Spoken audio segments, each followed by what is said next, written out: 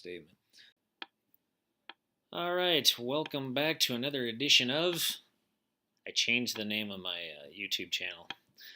My original one was way too long, so I just thought I'd call it "Socialists Are Stupid."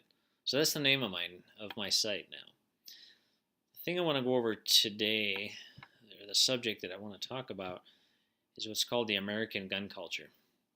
I thought this was a good topic to talk about because a lot of people don't understand it, especially the socialists and the liberals can't figure out why we have a love for guns. Now, some people have more love for guns than others. I mean, some people just use them for hunting and whatever, but there are plenty of other people that are prepared for a very good reason. And I'm going to go back to that reason that goes all the way back to the Revolutionary War. What was happening during that time in the mid to late 1700s was all these people were coming over to America to create a new life for themselves, a free life, a life that keeps them away from oppression and government control. That's, of course, what the socialists want nowadays. But back then, when you look at Great Britain, they began to overtax the colonists and the colonies in an attempt to control them, to control their freedom, to limit their freedom, I should actually say. And some very simple acts, and this is one of my main topics inside of this, very simple acts can create wars. And I'll give you a couple examples of that. This first one with the Revolutionary War, you look at this overtaxation and this control of the colonies, everybody got tired of it. And what did they do? They went out to their ships and dumped all their tea in the water. That pissed the Brits off, so they came out with their army. And of course, we stood up to them. And what eventually happened was those colonists got the local Indians to come and help them. And they did what's basically called guerrilla warfare. And the Great Britain armies didn't understand that. That's when they used to just sit there and stand there and shoot, and not do anything else out in the open. And we eventually won, of course. And this particular action that these people did, I was going to read a little thing from a part of my book, because one of my chapters is American gun culture. It's called The Rise of Trump by Bradley Dean. That's my pen name, if you will.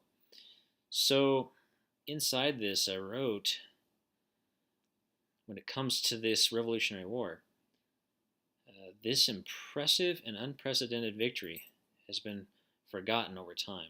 It is the crowning achievement of ordinary men fighting for freedom with just a civilian militia. And it is the grand hallmark of American gun culture. When you go back and look at our Constitution, it begins with the words, "We the people." This simple statement declares the government of the United States exists to serve its people, not control them. There's a big difference there, and that's what the liberals are trying to do. And the socialists, they want to control us. The Congress and Senate and the presidency was set up to serve us, to help us, not control us. And many have forgotten that very simple thing. And of course, that Second Amendment, the most important one when it comes to gun control, is a well-regulated militia being necessary to the security of a free state. The right of the people to keep and bear arms shall not be infringed, in big bold letters. Now, what these socialists are doing and liberals have been trying to do for many years now is very slowly reduce that Second Amendment until they can finally take it away. I mean, I don't mind the bump stocks, them taking them away. When they start doing more and more regulations, pretty soon we'll, probably get rid of the assault rifles, which true assault rifles. To have true assault rifles is what militaries have. You can have some of those types of weapons, but you have to have very special licenses, and they're extremely expensive. An assault weapon, if you look up the definition of it, it's a weapon with selective fire. I have an AR-15, and I can assure you, when you buy them, normally off the shelf, they don't have a selective fire. Selective fire means, full auto, 3-round burst, or single burst. We're only allowed to buy single burst. It's just a semi-automatic, just like a pistol, just like any pistol that's out there. Yeah, we can hold more ammo, but it's still a semi-automatic weapon. So why are you trying to get rid of a weapon of war, they always call it, when it's not a weapon of war? That makes no sense.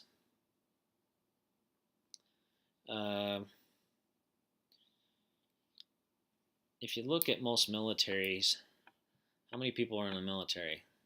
A few 100,000, maybe 1 million or two. In all the countries of the world, guess which country has the largest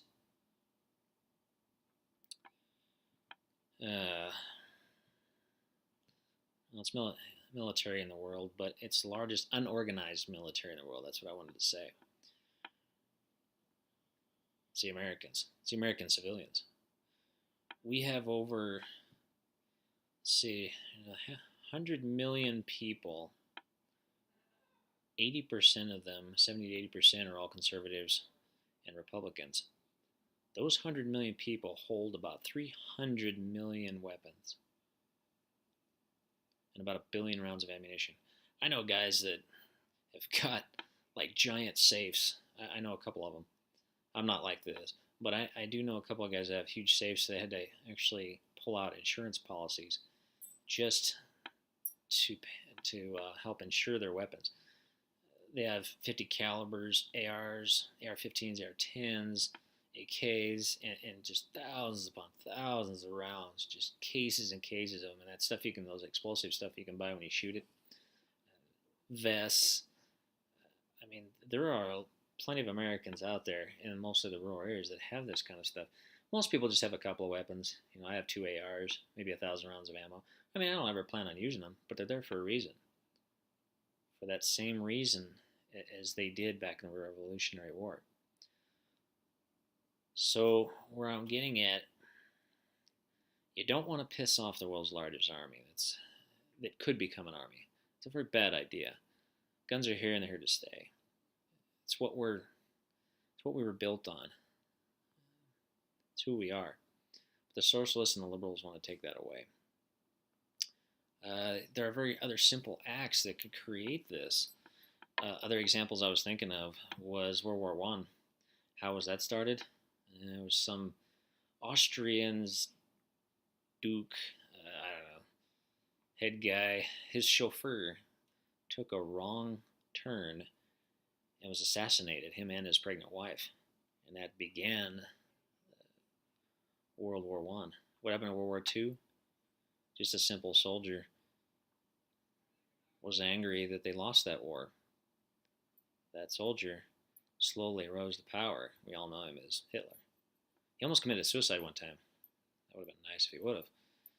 But between those two, World War I and World War II, we lost over 100 million people by very simple acts. And you go back to that Revolutionary War, how were they started? Very simple acts. A bunch of guys jumping on some boats, throwing some tea out the door. So it's important to remember that when it comes to these socialists and Democrats trying to control us. And if they ever, I was going to read something else here if I could find it. But what I was mainly going to say is, if they ever became fully into power, full government control, Obama was trying. He was trying aggressively. Raising taxes, raising regulations, trying to get more gun control stuff in. I worry, and I think many people worry now, because of what we're seeing. They're getting seriously aggressive in so many crazy ways. And I've said some of the funny stuff they've been doing lately in the last week or so. They've lost their minds. And if they ever get this control of the Senate, Congress, and the presidency again, that's a big concern. It could create some very real problems. And you hope it never happens, but it could, very simply. Another reason why I think, if you go back in time, because we have all these weapons, other countries know that we have these weapons. That's one of the biggest reasons why Japan never assaulted our country. The main reason China's never tried, because every square mile of it, especially in the rural areas, is full of guns. You're gonna have a hard time taking our country. And so that's what I wanted to go over in this one, to get that out to people so you guys can get a better grasp of that. Maybe if some socialists are watching, maybe you'll think about this just a little bit. You don't want to go too crazy on true Americans and destroy what millions of Americans have created, what millions of Americans have fought for, and what millions have died for throughout time, throughout the last, 300 years or so. So, I guess that'll do it for this time. Be sure to check out some of my other videos that I've got. You will learn some more. See you guys later.